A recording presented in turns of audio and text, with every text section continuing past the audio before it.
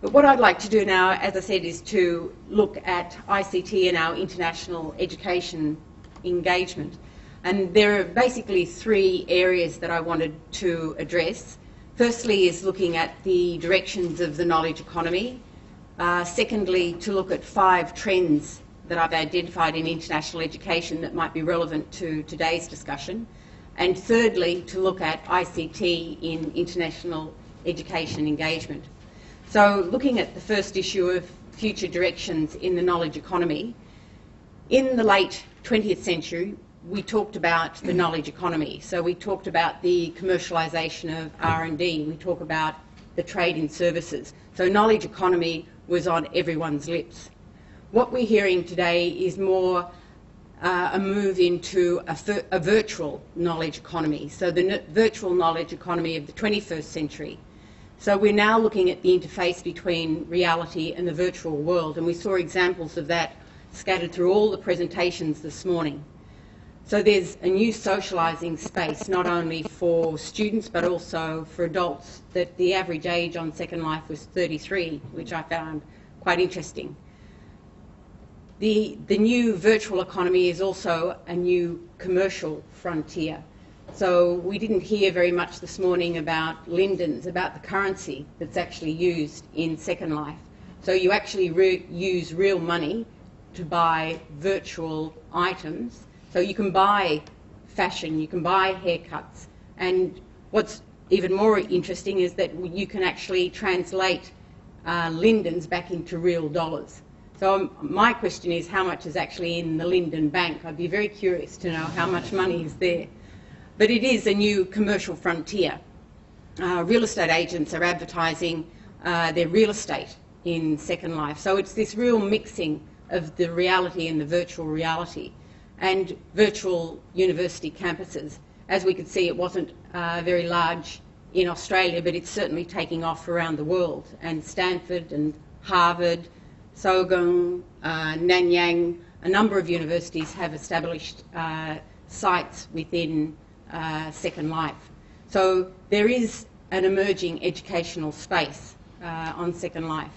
And as we've heard, there are other systems that people are using. So it's not only Second Life, it's Facebook. I was very interested to hear that there are almost 10,000 students at Monash who are using Facebook, and from every campus. And they all talk to each other about which is the best campus. No, Berwick's the best campus. No, Clayton's the best campus. No, Malaysia's the best campus.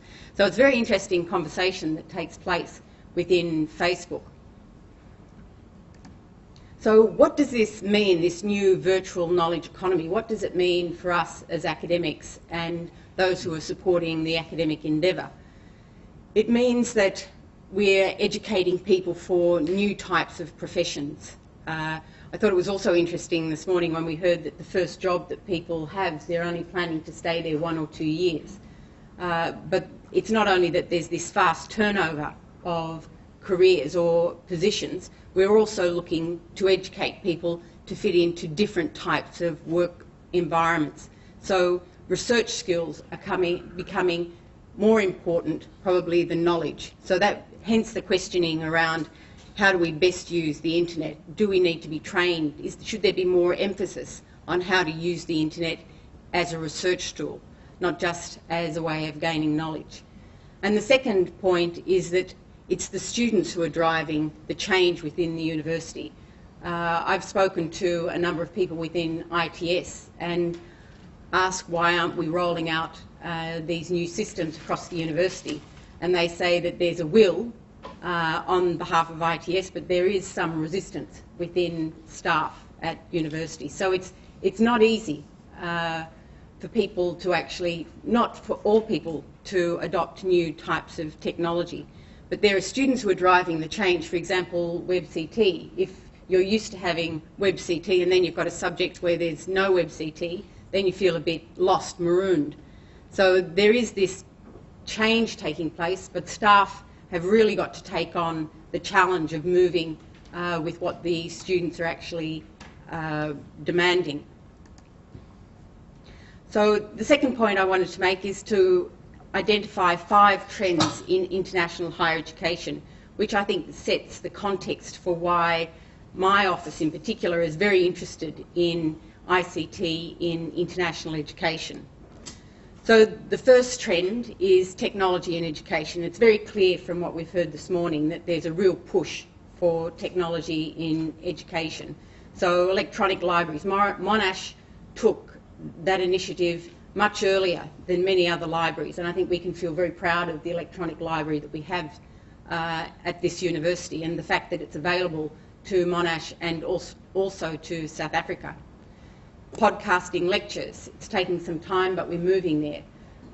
The new website on the international page, we're encouraging lecturers to put their guest lectures on the site. So there's a collection of research seminars that people can access on a regular basis. Students are submitting their assignments via email, and they're consulting their lecturers via email or different forums. And they participate in various chat rooms. So that's happening now. It's not happening in all parts of the university, but certainly in a large number of courses. But by 2010, students may expect to download their lectures onto their smartphones. There needs to be online chat room style tutorials and to enrol in a virtual university campus, perhaps. But we can see that the speed of change is occurring very quickly, and so it's not unrealistic to think that this is some of the expectations that students might have in 2 years' time. So students expect an ICT-enabled learning environment, and the presentation we had from students this morning clarified that. It's not an either-or, it is a must. So we need a wireless campus, we need smart cards for transactions, we need online enrolment and payment of fees. Although some, as I know, some students are reluctant to pay their fees online even if the facility is available because of this lack of trust. But increasingly people are buying goods online, commodities online, so it won't take long before people are starting to pay their fees online. The first time I transferred money from one bank account to another bank account, and when you click, you do have this fear that it might go out into the ether somewhere. E-tutorials and chat rooms, electronic libraries, WebCT for all subjects.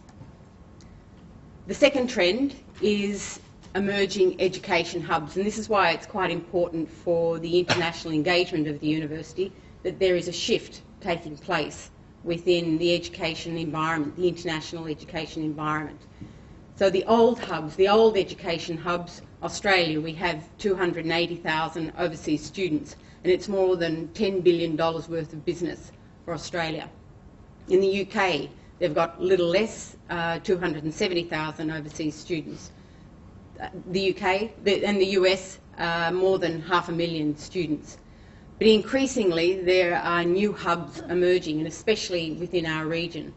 So China currently has 140,000 overseas students, and they're increasing every day. And they expect to be a net education importer.